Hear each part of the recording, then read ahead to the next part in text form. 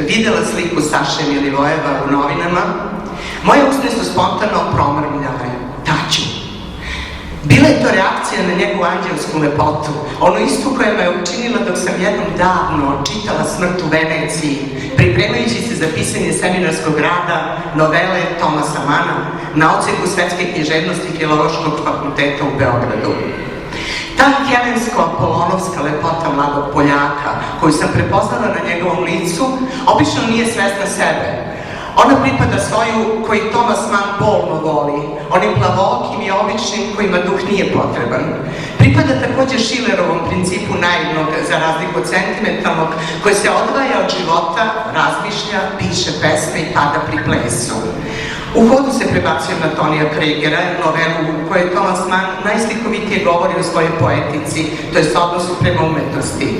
Tađu Saše Milivojeva se pretapa u lik Hansa Hansena, opet jednog od onih plavolkih koji duboko zagnjureni u život uživaju u svakom trenutku, omiljeni, uklopljeni kao deo celine.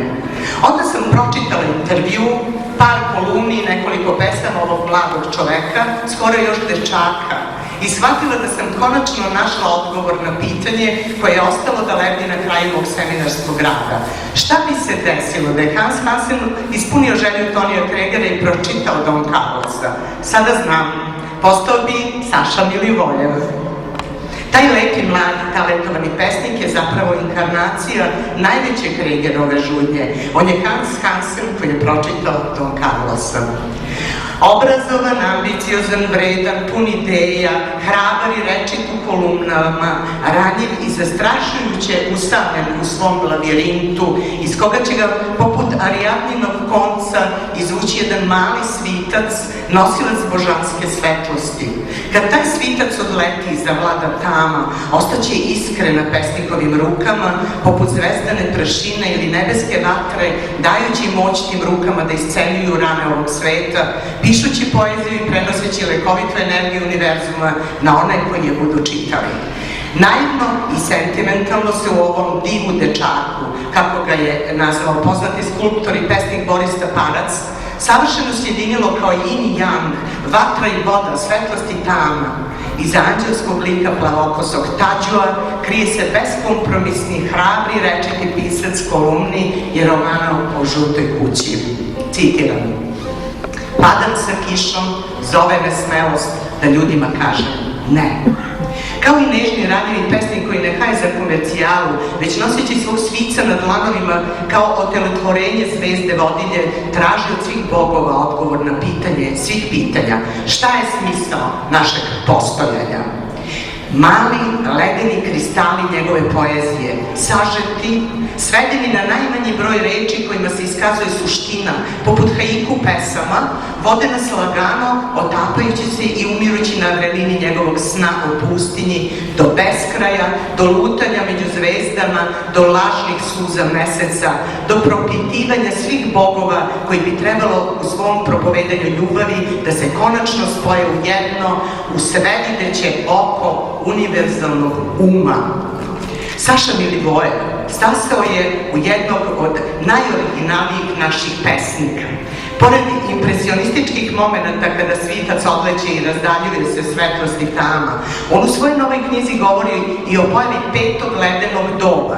Njegov lirski subjekat putuje kroz vreme, preživljavajući sve katastrofe zemljine kugle, od erupcija vulkana, citiram, koli mi te čuva od užarene kiše kad te nema više.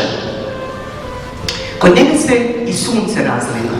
Do pomeranja ploča, poplava globalnog zagrevanja, topljenja polova, do otvaranja valova, posle čega vidimo kako tonu gradovi. Padaju crne planine, skakarci pršte na sve strane, koske oglabane plutaju natopljene. I tako sve do konačne apokalipse i ledenog doba. Zbirka kad svitac odleti dobija proročke dimenzije, onog momenta kad se u čitalačkoj podsvesti prepliću slike svih kontinenata koji nestaju. Posljednja će potonuti Afrika, nivo vode će se podići do vrhova piramida, posle čega sledi stvaranje beskrajne ledene ploče, po kojoj Kamila nosi lirskog subjekta kao pobednika, što je karakteristično za epske junake u staroj arapskoj književnosti, ali se Kamila sapliće o vrhove piramida.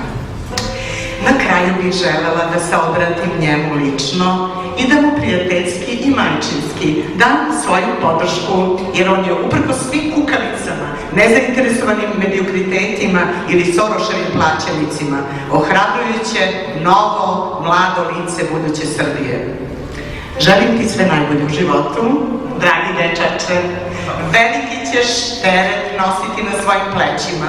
Vidim da već neki počinju da te optužuju za manipulaciju i ambiciju da izborom teme za roman dođeš do brzog uspeha, bez obzira na rizik koji ta tema sobom nosi.